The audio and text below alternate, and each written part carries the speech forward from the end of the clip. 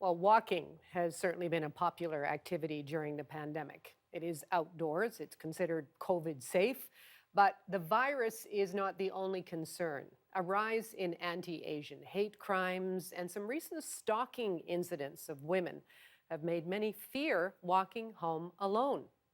Well, Vedanshi Vala is one of the founders of Safe Buddies. This is a program that launched April 10th.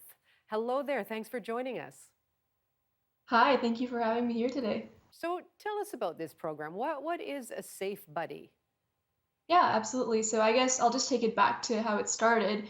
I'm from Bolt Safety Society, which is a federally registered not-for-profit organization that is operated entirely by volunteers. And we are launching the Safe Buddies program, where volunteers are going to help walk seniors, women, and non-binary folks home safely.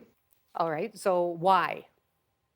Well, primarily just, going back to what you said earlier with the increase in violent attacks against the Asian community, as well as the recent stalking incident in Vancouver. As a fellow UBC student myself, even seeing in the news that a UBC student was attacked near campus, all these things happening so quickly and so close together, it really, one person being injured or being unsafe should be enough reason to start something like this. But the fact that so many people are at risk is really the motivation behind starting this program. Nice. Okay. So who are your Safe Buddy volunteers? What kinds of people are we talking about?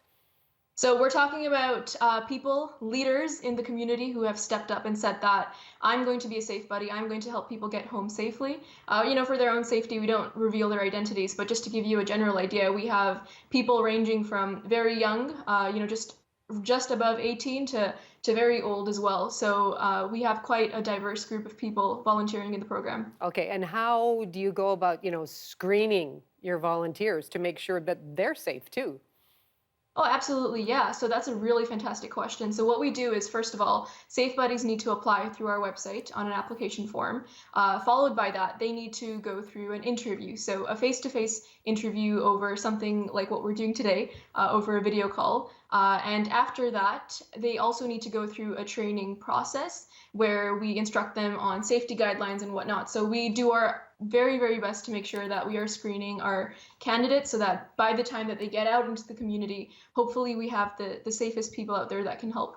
Okay. So just, practically, how is this going to work? I mean, how does a person who just doesn't feel comfortable walking home alone, how do they get hold of a volunteer?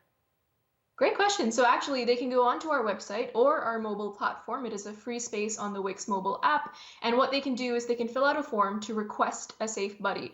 And they can do this up to 48 hours in advance. And at least 2 hours before they need to be picked up. So what happens is once they fill in that form, our HQ, our command center, we receive the request and we essentially figure out where the client is at and where they need to go, find a safe buddy in their region, and pair them with that safe buddy. We plan a route, a walking route out that includes safe locations in the middle. So in case something happens and they need to escape into, let's say, a grocery store along the way just to get away from someone that might be stalking them, we do all that planning in the time that we receive the request until our safe buddies meet them in person to walk them to their destination. I see. So a lot of logistics involved there. All right. This is still a broad area, though. So if maybe you don't have a volunteer buddy available, I mean, what else do you do? I mean, could you use a smartphone to accompany people as they walk? A buddy on the Yeah. phone. That is exactly what we're actually doing. Thank you for bringing that up. So, in the event that we don't have a walking safe buddy available in that region, let's say we get a call in Delta and our safe buddies are on call in Surrey at that particular time, then what we can do is we have phone call safe buddies as well. So they can get in touch with the client via phone and again give them the planned route with the safe location. Same thing applied. It's just would be on the phone with them. So what does this say about where we're at in the world right now that you need, to put your heads together and really come up with a service like this? It says that we have so far to go as a community, as a society. There's so much work that needs to be done. The fact that we even need to exist, the fact that our organization needs to exist means that people are not safe. So I like to say this thing that, the measure of success of our organization is if we don't need to exist. So really, it just shows that we all need to work together to ensure that we're keeping everyone in our community safe. Now, I know this is just, again, recently launched. Do you have an idea yet of the demand and just how many volunteers you're going to need?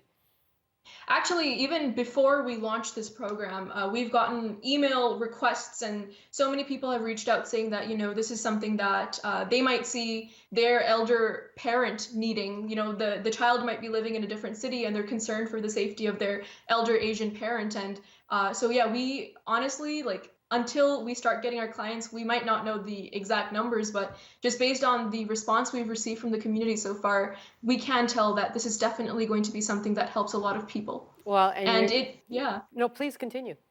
Yeah, I was just saying, I think it just goes to show that that means there are that many people who feel unsafe. So just to bring the gravity of this issue back into the conversation, that's what I wanted to say. Yeah, I know you make a very good point. It's sad, isn't it? I mean, it's ultimately so Absolutely. sad. So thank you for offering a service like that. How do people get in touch with you? Whether you're a non-binary person, and women, seniors, how do you find a safe buddy? Just go onto our website, boltsafety.org/safebuddies, and that form is going to be right there on the website. Hey, thank you very much. All the best to you, okay? Thank you. Thank you for having us on here today.